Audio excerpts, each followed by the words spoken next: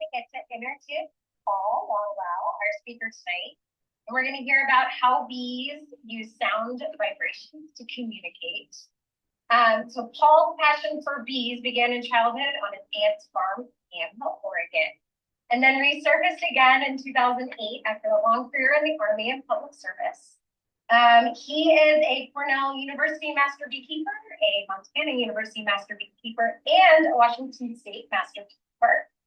Paul has extensive experience with Langstroth hives, top bars, and Slovenian AZ hives.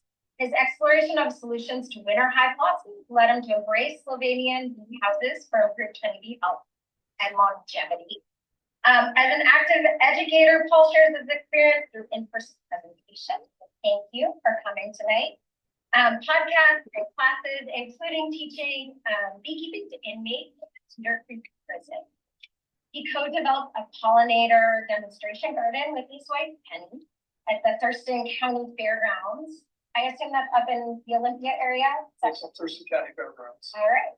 And where they also offer pollinator classes. Paul is a dedicated mentor to new beekeepers and a member of the Thurston County Fairgrounds board. So, welcome.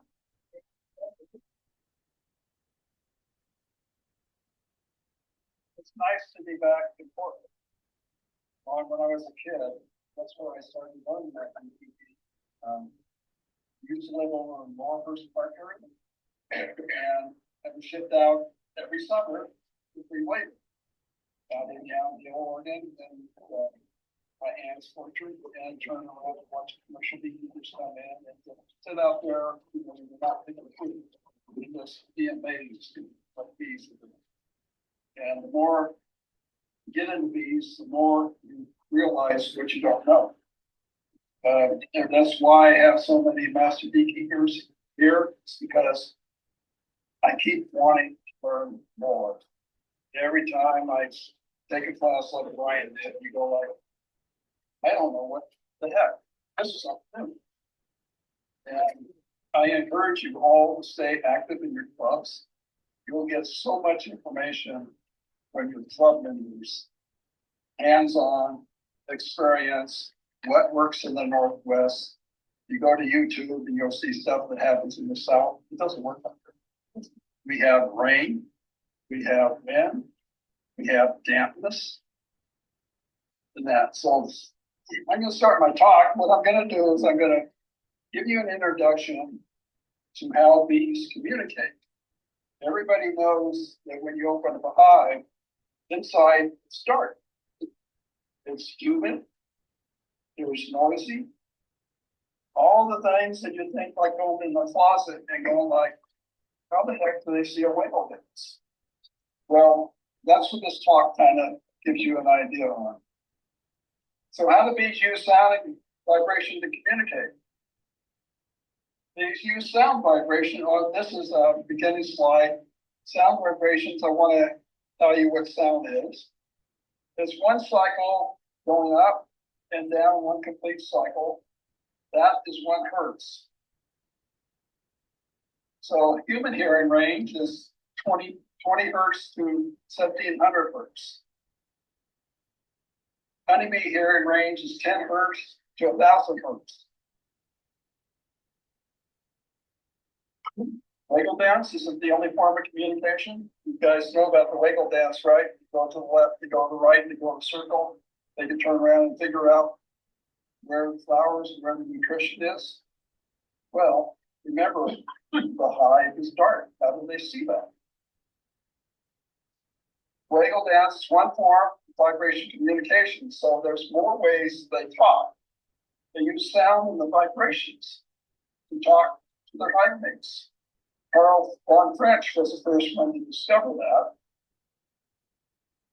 If honeybees don't have any ears, like us, we have an eardrum, which turns around and takes the sound waves and converts it into a neutron that turns around and goes into our brain where we kind of figure out what the word is, what the bees have. How do they hear sounds? We know they don't have ears. How do they do it? Well, honeybees have 2 vibration sensors. One's in the antenna, and the other one's in all 6 feet at the knees. So the first one's called a Johnson organ. It's up on the antenna, right here in the pedestal.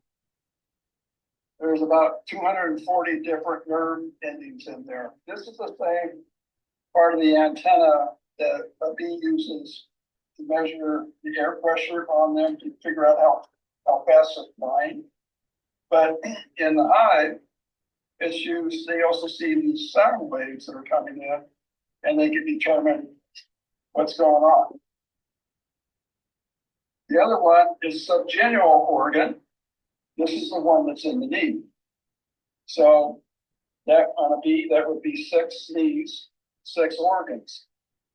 What they do is it takes the vibration off the honeycomb or off of another bee, and it interprets what's going on. So during a waggle dance, the dancer moves her body about 15 hertz, waggle motion side to side.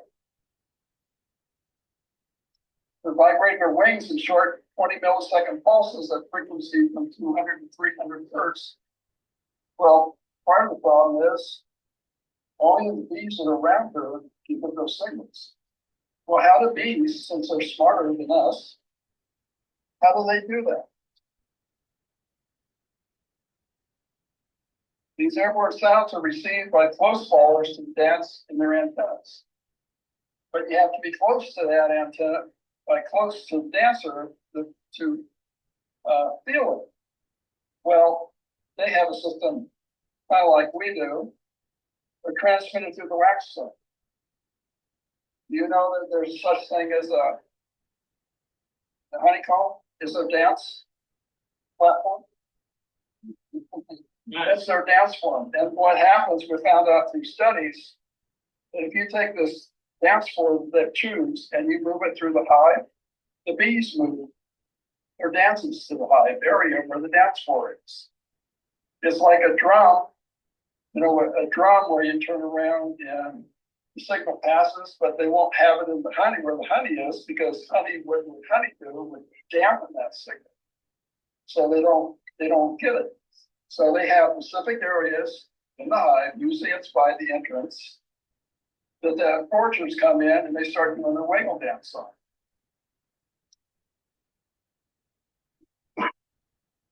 Use a dance form for waggle dance. You've probably seen it on a swarm. Why empty comb? Empty comb can transmit the vibration better than full cells, like your honey, your bee bread. So, how many people here have heard queens pipe? You know what it's for? Queen has 2 primary piping signals. You know what they are? And you know what? She makes a sound using her thorax, and she uses cycletics. And what she does is she grabs that foam or grabs that end of that cell, and she vibrates, turn around and send that sound. So it goes through that foam and broadcasts. Now, one thing bad about queen piping, it could work for the queen or against.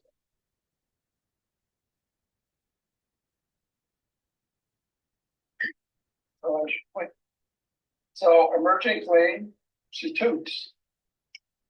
We call it piping, but it's toot. You want to play the sound?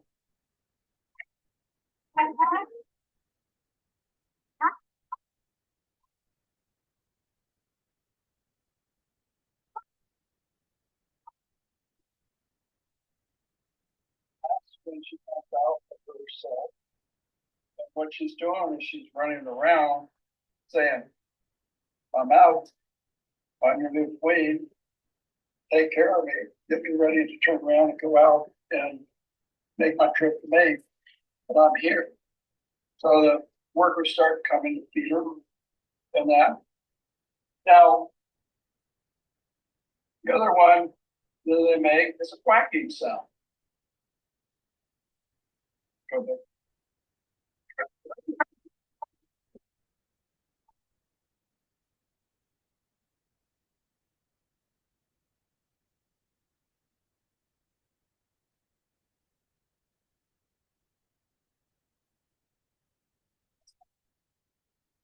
Idea.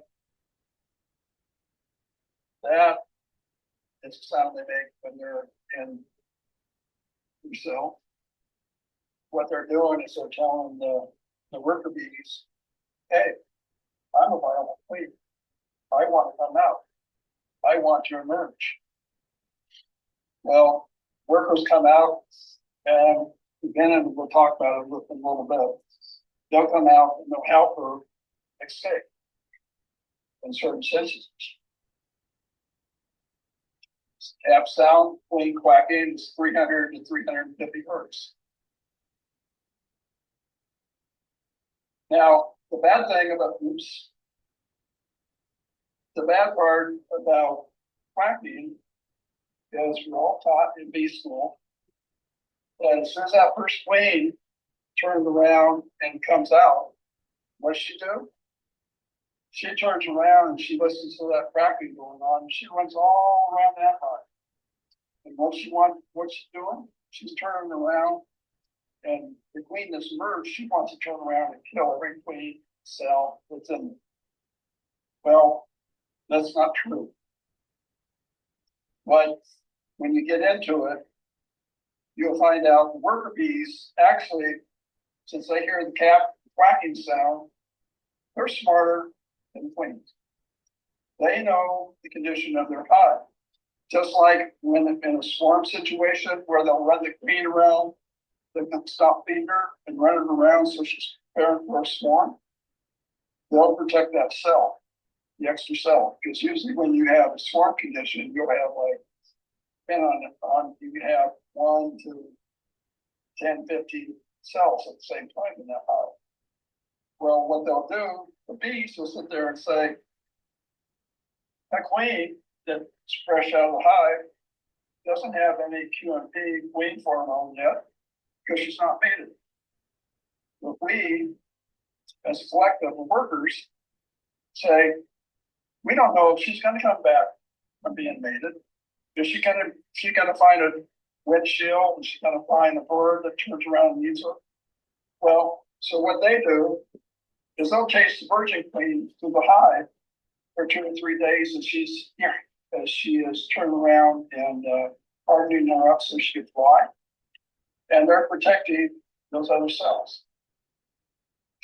So what happens is as soon as the queen comes out, they'll turn around and say, okay, we haven't had any tuning from the queen for 4 hours or so. And she comes back, they'll actually let another queen hatch. And so this is why when you have a swarm, you see one swarm after another swarm after another swarm in your hive. What the bees are doing is they're protecting these. What they're doing is they're actually, she's inside, she's nibbling off to try to get out. The bees are turning around taking beeswax and recapping it, keeping her prison. That's one thing we don't teach in class. It's amazing how those bees know what they're doing. So what they'll do is one queen will come out on a swarm. She goes out with half the hive. Okay, they'll say, okay, I don't hear any quacking sign. I better let another queen out. So they'll let another queen emerge. They'll turn around and run her around, still protecting the other cells, and sit there and say, okay, well, we don't hear that sound anymore. She takes over part of the hive. They'll continue, the workers continue to do that. And they haven't figured out yet, if they're in the University of Canada yet, why they do that. But that's how your hive goes down to all the way to the end. Finally, they'll sit there and say, okay, we give up. They'll let the queen emerge. She comes back, she mates, and then they'll say, hey, queen, go to it and turn around and destroy all the other other cells. That's what we as beekeepers. That's why this wacky signal is important to the hive. This is what's going on. Now, do workers fight? Yes, they do. Workers piping signal, treble dancers, 300 to 500 hertz. Foragers, 200 to 350 hertz. Nest size scouts, 100 to 2,000 hertz. So they have their own signals. Now, this is important. This is how they pass the communications on, just pass them on through the waveform, through the phone. Talking out, it goes from 1 or 2 bees being able close to it to more and more of the hive knowing it. They turn around and they entertain, they bring other people in the hive, say, hey, this is important. The bees will turn around and sit there, hey, I want to shake you, I want to do a dance to you. That means stop what you're doing. I have an important thing to do. That's what the tremble is. The forager is trying to get you to say, hey, go after that flower and get this stuff. The tremble dance is, I'm shaking you. I don't want you doing what you're doing. I want you to stop what you're doing. And I want you to listen to me. That's the importance of the tremble dance. And that's how they do their signal. The nest side scout, their main important job is to turn around, go out and find the bees. Did you know when a swarm actually starts? Actually, starts about when they start putting their swarm cells in. This is some extra stuff. Some of the foragers now stop foraging for nectar or propolis.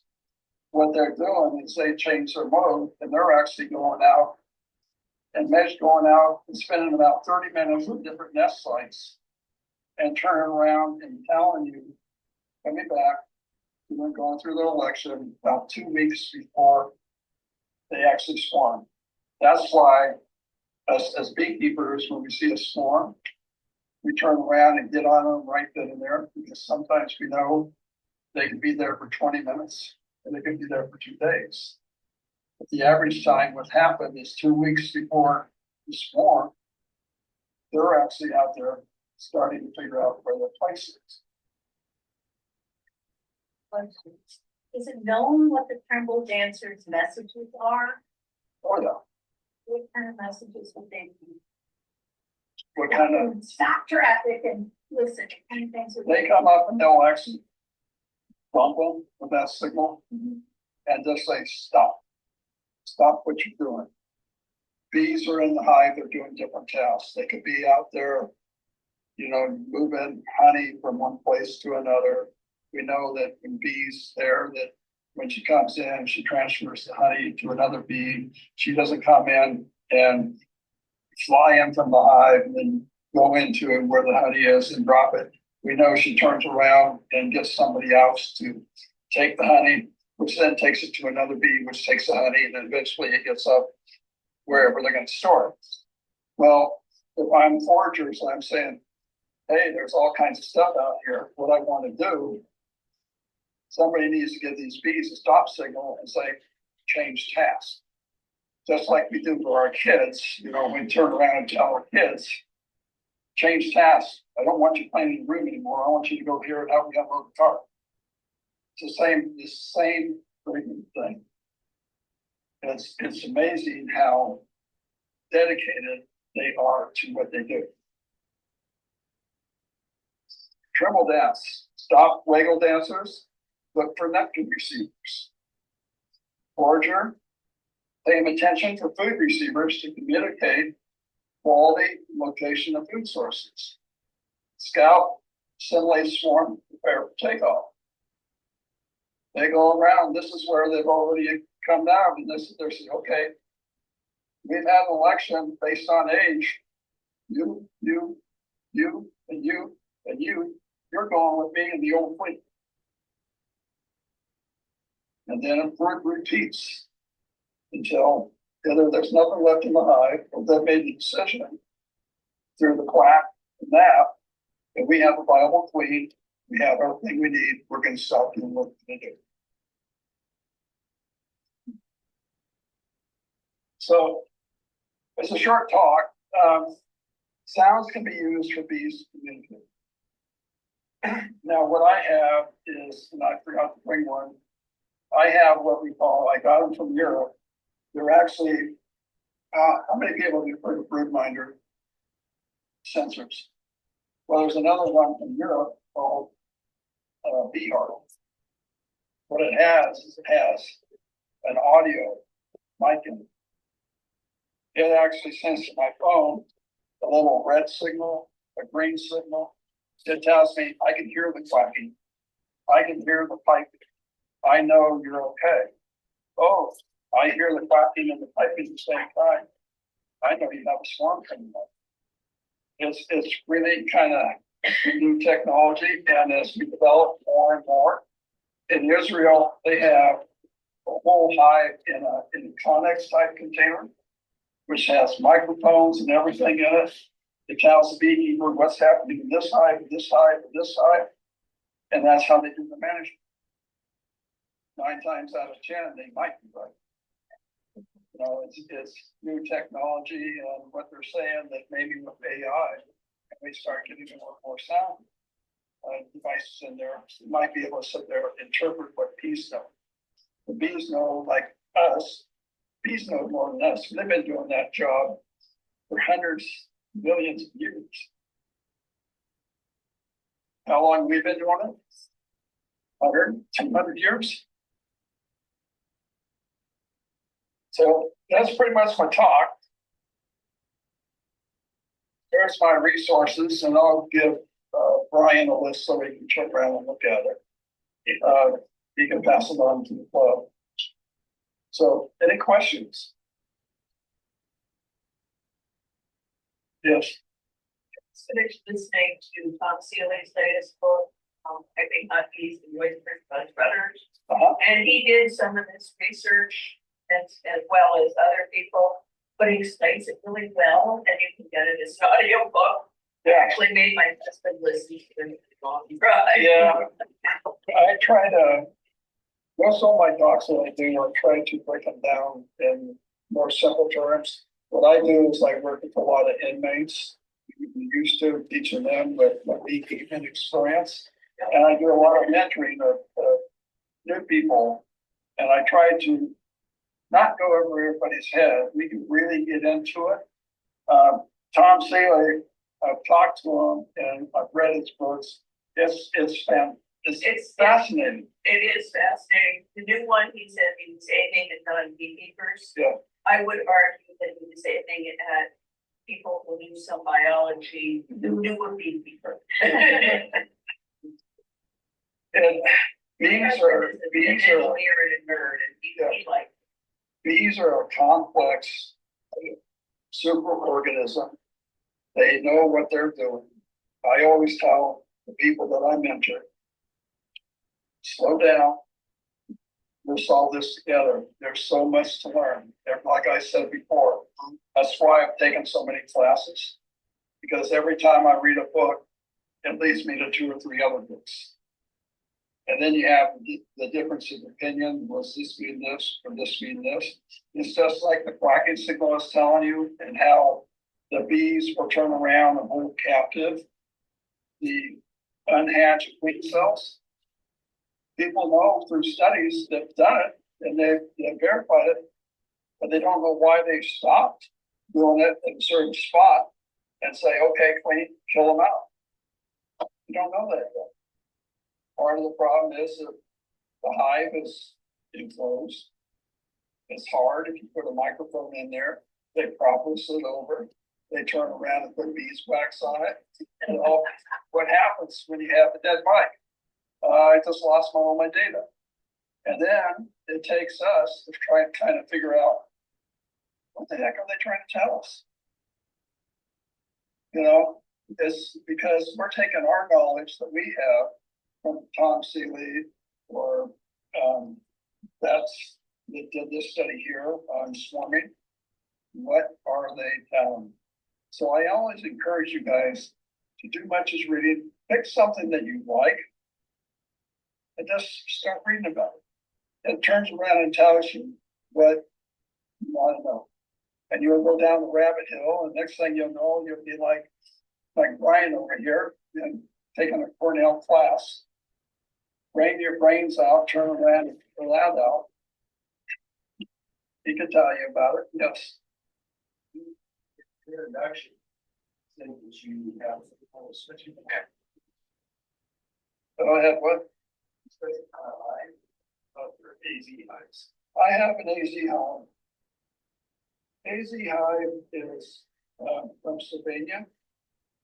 Picture a kitchen cabinet with your 3 shelves on there. One side has an entrance to it at different levels on the front, and it's usually always in a building or in a vehicle. And then on the back side is you have frames. Well, the difference in Slovenia hive, we turn around and we have our length strip, we have a bottom board, and then we have a deep, and then we have another deep, and then we have our supers on top. Well, when you need to get into them, what do you have to do? You got to take the super off. You got to take the deep off.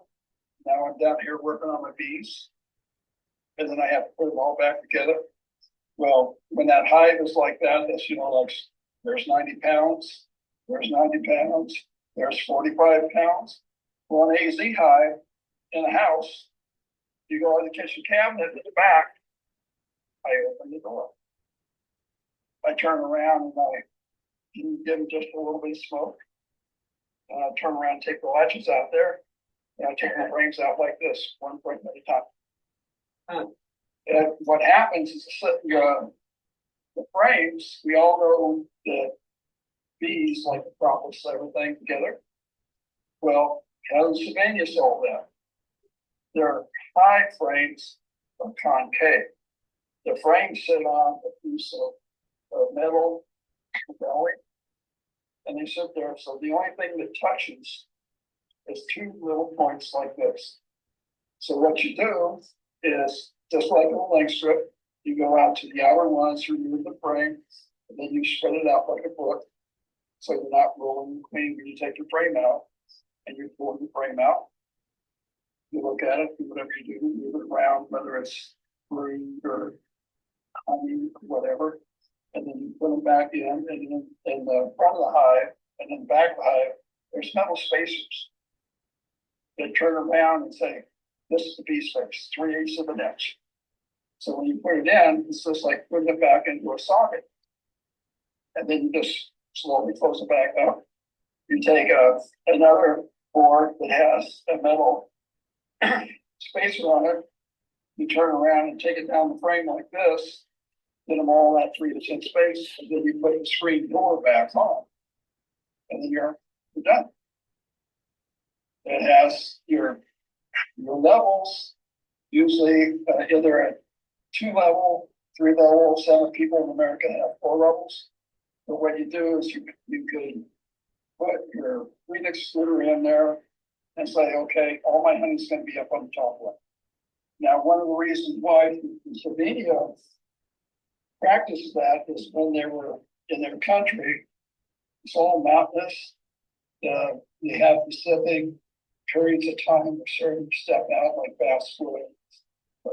So what they do, they used to turn around and put them on the back. And then we turn around and hike up the hills, put these hives out. So they came up with this one design. And then it's just expanded to, I have a bee house and here's 60 or 70 hives in it, or there's 3 hives in. So if you read about the AZ hives, that country has more beekeepers in it than any other country in the world. They're the ones that developed the World Bee Day. Almost every family has a bee hive. It's taught in every school. is important. It's important to do in that country. Someday, hopefully, if I'm lucky, I'll be able to go do it. Yeah, I don't know. It's a very friendly hive if you're turned around and have to be handicapped, you're getting older, you're tired of lifting 90 pounds, 45 pounds, honey. It's really nice. What I like about it is, like right now, well today, not today, but the typical Portland weather is like Seattle, Olympia weather. I can't look at my bees unless I have a sensor on. I'm like, look at the sensor, you can tell me, yeah, I got brood coming. But that's about it. And if I'm not lucky, I can go out there and take the top off and turn around and make sure they have food. But other than that, I can't really take a lot of bees. Other than clean the bottom one. Well, the Sylvania house, in my bee house, I can turn around and go in there and turn the heat up just a little bit so they're not getting chilled. I can take the back off. I have foam over the 3 screen boards in the secondary floor. Just a piece of foam, take it out, and I go, there's a cluster. It's right there. Just take a red light and I can see my cluster. If I need to turn around and turn it up higher, turn up the heat just a little bit more, I can go up here and put food in there. Another thing I can do is I can sleep in my bee hive. You get the bee smells, you get the bee sounds. I'm hearing my bees, and you're out there going, are they alive? Well, I know mine. Because I can actually physically look at them. So that's why I like those, for that reason. Now, in Sylvania, what they do is actually, some of the beekeepers have a little trailer. It's, guys, when you're on a camper, now it has legs that come down, and when you take the camper off, it's stabilized to the camper, and you just drive your truck out from under it. Well, in Sylvania, what a lot of beekeepers do is they have a platform, and they have up 5 to 10 hives on that little platform with those little outriggers. They pull a little utility trailer underneath, jack it down, and then turn around and take that hive and say, okay, Brian, you want me to pollinate your farm out there? Okay. I drive my trailer out there. I jack the legs out wherever he tells me to put it. I drive out the trailer. And versus what we do as Americans, we lift 100 pounds, put it on the truck, hopefully we have somebody else, hopefully the hive is to fall apart. It's a very good system. Any other questions?